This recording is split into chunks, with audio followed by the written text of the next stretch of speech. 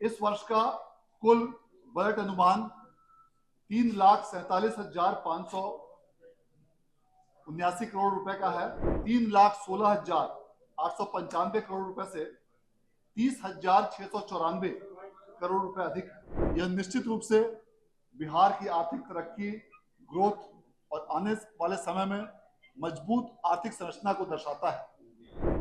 विकासात्मक व्यय में वृद्धि करके इस बार 2,31,267 करोड़ रुपए रखा गया है और गैर विकासात्मक व्यय को 1,16,322 करोड़ रुपए रखा गया है।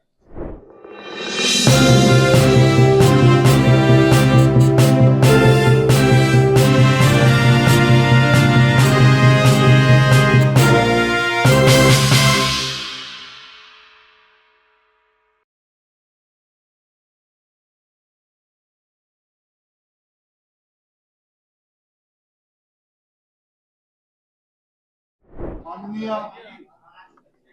वित्त मंत्री महोदय द्वारा सदन में बिहार का बजट वर्ष 2026-27 प्रस्तुत किया गया। इसको बटवा दीजिए, बहुत लंबा है। अनुरोध करना चाहूंगा माननीय वित्त मंत्री महोदय से कि इस अवसर पर अपने बजट भाषण के संक्षिप्त सार कृपया आपके समक्ष मतलब सर वो अच्छा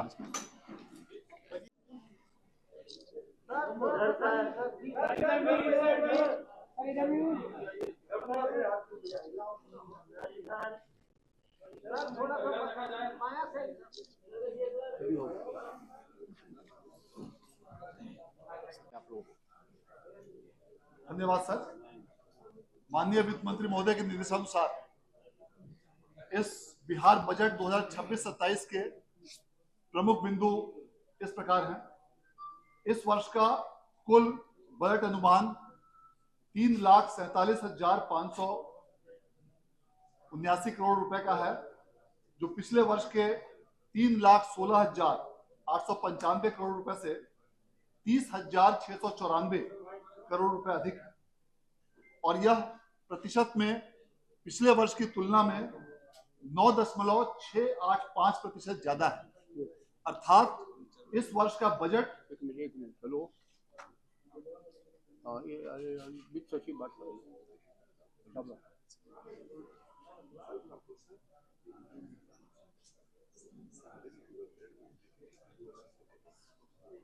का इस प्रकार जो वार्षिक बजट पिछले वर्ष की तुलना में 30,694 करोड़ रुपए ज्यादा है, जो विगत वर्ष की तुलना में 9.685% ज्यादा है। यह निश्चित रूप से बिहार की आर्थिक तरक्की, ग्रोथ और आने वाले समय में मजबूत आर्थिक संरचना को दर्शाता है। इस वर्ष का स्थापना और प्रतिबद्ध व्यय का बजट अनुमान 2,25,434 करोड़ रुपए है और वार्षिक स्कीम का कुल बजट अनुमान 1,22,155 करोड़ रुपए है। इस वर्ष राजस्व और पूंजीगत व्यय कुल क्रमशः 2,84,133 करोड़ रुपए और 63,455 करोड़ रुपए है। विकासात्मक व्यय में वृद्धि करके इस बार 2,31,267 करोड़ रुपए रखा गया है और गैर विकासात्मक व्यय को 1,16,322 करोड़ रुपए रखा गया है। इस वर्ष पिछले वर्ष की तुलना में 11.04% ज्यादा पूंजीगत प्राप्तियां होने की संभावना है, जो इस वर्ष का आकलन 62,475 करोड़ रुपए में रखा गया है। इतना ही नहीं, बिहार राज्य तीव्र गति से अपने आंतरिक संसाधनों में भी वृद्धि कर रहा है और आंतरिक संसाधनों में ग्रोथ के कारण राज्य के अपने स्रोतों से कर का राजस्व इस वर्ष में 65,800 करोड़ रुपए अनुमानित है, जो पिछले वर्ष की तुलना में 6,280 करोड़ रुपए अर्थात 10.55% ज्यादा है। इसके साथ साथ बिहार राज्य को केंद्र सरकार से भी विभिन्न मदों में प्राप्तियों में वृद्धि संभावित है। कुल मिलाकर हमारा लोक ऋण का शेष 3,88,554 करोड़ रुपए रहने का अनुमान है और इस प्रकार अन्य दायित्वों के साथ यह सकल राज्य घरेलू उत्पाद जो कि आगामी वर्ष के लिए 13,09,155 करोड़ रुपए अनुमानित है, उसका 34.05% और इसमें सबसे उल्लेखनीय बात यह है कि यह जो हमारा लोक ऋण का अनुपात है यह विगत वर्षों की तुलना में इसमें लगातार कमी हुई और यदि हम पिछले 3 वर्षों का आंकड़ा देखें तो पिछले 3 वर्षों के आंकड़ों में यह सबसे कम है। इस प्रकार यह उत्तरोत्तर रूप से इसमें कमी भी हमारी मजबूत और बेहतर आर्थिक व्यवस्था को दर्शाता है। राज्य सरकार द्वारा इस वर्ष के बजट में कई महत्वपूर्ण प्रक्षेत्रों पर विशेष रूप से ध्यान दिया गया है। राज्य सरकार द्वारा 7 निश्चय 3 के अंतर्गत जो 7 महत्वपूर्ण निश्चय दुगना रोजगार, दुगनी आय, समृद्ध उद्योग, सशक्त बिहार, कृषि में प्रगति, उन्नत शिक्षा, सुलभ स्वास्थ्य, मजबूत आधार, आधुनिक विस्तार और सबका सम्मान, जीवन आसान, इन सभी 7 निश्चयों के लिए विशेष रूप से इस बार बजट में प्रावधान किए गए हैं। अन्य प्रक्षेत्रों के साथ साथ औद्योगिकीकरण इस बार का प्रमुख एजेंडे में से सम्मिलित है। इसके साथ साथ शहरी क्षेत्रों का विस्तार, सुलभ संपर्कता, पर्यटन और इको टूरिज्म, चतुर्थ कृषि रोड मैप और उसके साथ साथ स्वास्थ्य और शिक्षा, इन सभी क्षेत्रों में भी पर्याप्त प्रावधान आगामी बजट में किया गया है ताकि राज्य सरकार की महत्वपूर्ण और महत्वाकांक्षी योजनाओं के लिए किसी भी प्रकार की धन की कमी नहीं हो। इस प्रकार राज्य सरकार सबका साथ सबके विकास, न्याय के साथ विकास के संकल्प पर महिला रोजगार पूरी तरह से समर्पित है और महिला रोजगार के लिए विशेष रूप से इस बार अलग से प्रावधान किया गया है और राज्य सरकार ने जो विगत वित्तीय वर्ष में कई महिलाओं को लगभग 15,000 करोड़ रुपए से अधिक का जो ऋण वितरित किया था उसी को आगे बढ़ाते हुए इस वर्ष के बजट में भी पर्याप्त प्रावधान किया गया है और राज्य सरकार की घोषणा के अनुसार उन्हें समुचित रूप से आगे भी सहायता उपलब्ध कराई जाएगी।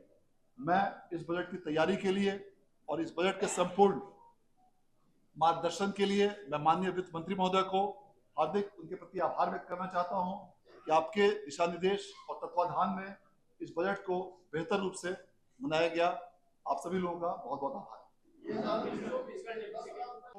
बता रहा हूं ऋण प्राप्ति, जिसके बारे में मैंने कहा कि पिछले 3 वर्षों में सबसे कम इस बार है। यदि हम वर्ष 2024-25 की बात करें तो यह अनुपात 37.72% का था, जो 25-26 में बजट अनुमान में 37.1% होकर आ गया और इस वर्ष 26-27 के बजट अनुमान में इसे 34.09% रखा गया। इस प्रकार पिछले 3 वर्षों में लगातार इसमें कमी आई। जहां तक राजकोषीय घाटा का प्रश्न है, राजकोषीय घाटा फिस्कल डेफिसिट इस वर्ष 39,111 अर्थात 39,111 करोड़ रुपए रखा गया है और यदि इसे हम परसेंटेज टर्म्स में बात करें gross fiscal deficit to GSDP तो उसमें यह 2.99% होता है और जो एक मापदंड है इसे 3% से कम होना चाहिए और इस प्रकार राजकोषीय घाटा और जीएसडीपी का अनुपात उसको 3% से कम रखा गया है और यह 2.99%।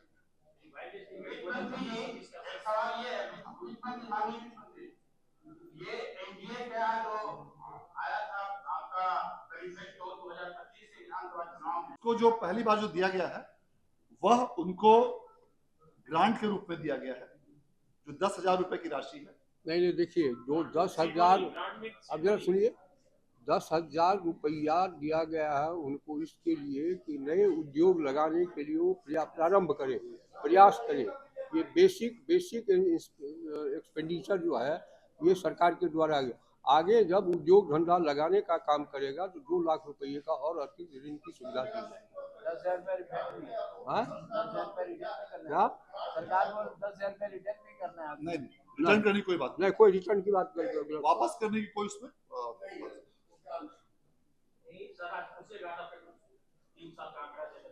हाँ? वो मैं बताता हूँ। क्या ये है 5 साल में उन्नत बिहार, समृद्ध बिहार, जागरूक बिहार का हमारा वादा है। उसके कंसर्न में जितने फैक्टर हैं सब पर हम लोग वर्कआउट कर रहे हैं। बारी बारी से सामने आएगा तो आपको बताया जाएगा। जी मेरा एक सवाल है, बिहार पर्यटन की दृष्टि से बहुत समृद्ध है और पर्यटन का विकास होता है तो बिहार की समृद्धि और बिहार को विकसित उस पर भी जोर दिया जा रहा है। पर्यटन की भी नीति बनी है, उस पर भी जोर दिया जा रहा है।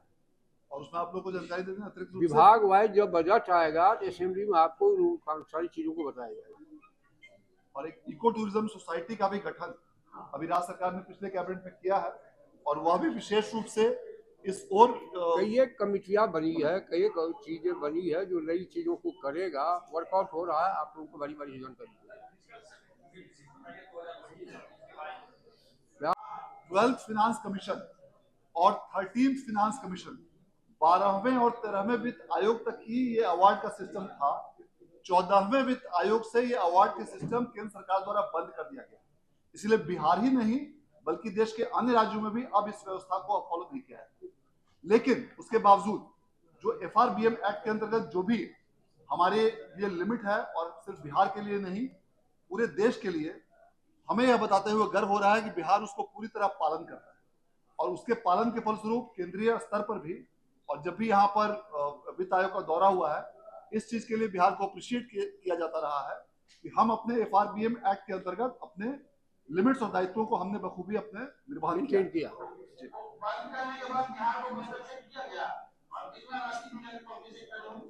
अलग अलग प्रावधानों में वित्त आयोग से राशि प्राप्त होती है।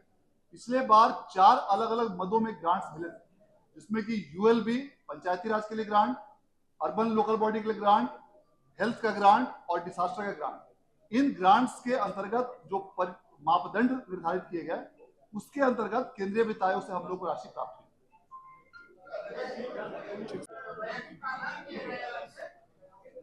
एक बार फिर से रिपीट करेंगे प्लीज।